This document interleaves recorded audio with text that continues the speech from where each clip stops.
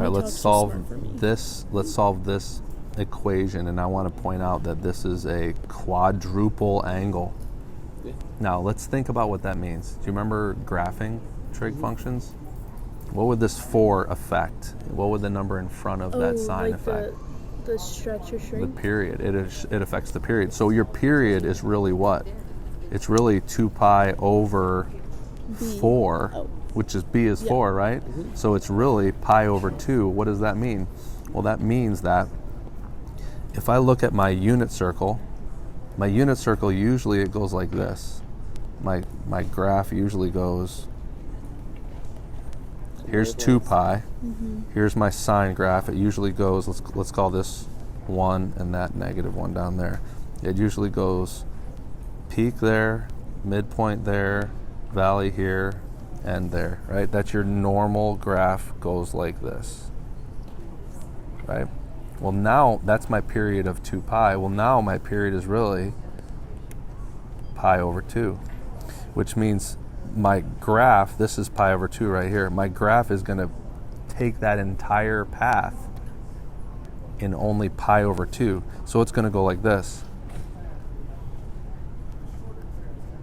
1. And then it's going to do that again, 4 times. again, and again. There's going to be 4 cycles in 2 pi. That's why you're going to have 4 times, let me not write X, 4 times the number of answers most likely. So let's just keep that in mind as I start to explain how to do this. There's a couple ways to do this problem. The way I prefer to do it is with U substitution, okay? And it's a kind of good because you're going to have to learn for calculus anyway. You're going to have to learn how to talk this way and do this kind of stuff. So we're going to let U equal 4x, okay? And now I'm going to rewrite this in terms of U. This is saying sine of U equals root 3 over 2, okay? So what does U have to equal? 4x. If the sine of U is root 3 over 2, what's U? Well, look at your unit circle. Where's root 3 over 2? Where's the sine? Oh, pi over 3. It's at pi over 3, and where else? 2 pi over 3. It's at pi over 3 and 2 pi over 3, right? So it's at pi over 3 and at 2 pi over 3. But what did I tell you? It's actually going to go, how many times am I going to find those? So I have to go around the unit circle 3 more times. Because remember how I can just add 2 pi to each of these? Yeah. So I'm going to do that 1, 2, 3 more times. Okay? You understand why I'm doing that? Yeah. Okay, so adding 2 pi over 3, really that's adding what, 6 pi over 3? So add 6 to 1, and I get 7. Add 6 to 2, and I get 8. Now add 6 again to that and to that. 13. 13 pi over 3. 13. It's 13 and it's 14 pi over 3. I'm going to do that again, right? 19, 20. I'm adding 6, so it's 19 pi over 3 and 20 pi over 3. Now, why did I do that? Because I know I'm not trying to solve for U, I'm trying to solve for x. So now I'm going to replace this with 4x. So 4x equals those things.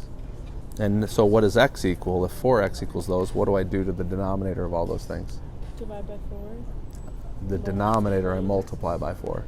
So the denominator really becomes what in all these things? 12. Yep.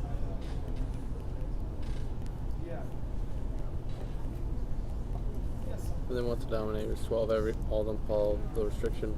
And then what's 20 over 12? Is it less than 2 pi? It sure is. And you know where 20 over 12 is? Let me show you on our graph down here. If I draw in my, where is 3 pi over 2 roughly speaking? Root 3 over 2. Root 3 over 2 is it bigger than a half or smaller than a half? Smaller. Root 3. Root 3 is bigger than 1. So root 3 over 2 is bigger than 1/2. So it's actually it's like right about here. Do you see all your answers? Guess what that is? That's pi over 12. That's 2 pi over 12, which is pi over 6. That's 7 pi over 12. That's 8 pi over 12. That's 13 pi over 12. That's 14 pi over 12. That's 20 pi over 12. I'm sorry, 19. That's 20. There are all of your pictures, or all of your solutions. You can see why it works the way it does. Now, there's another way you could have done this, and some people prefer to do it this way. Sometimes I like this, sometimes I don't. And here's the other way you could have done it. Right here, you could have just solved for your first two. So you would have gotten pi over 12 and 2 pi over 12.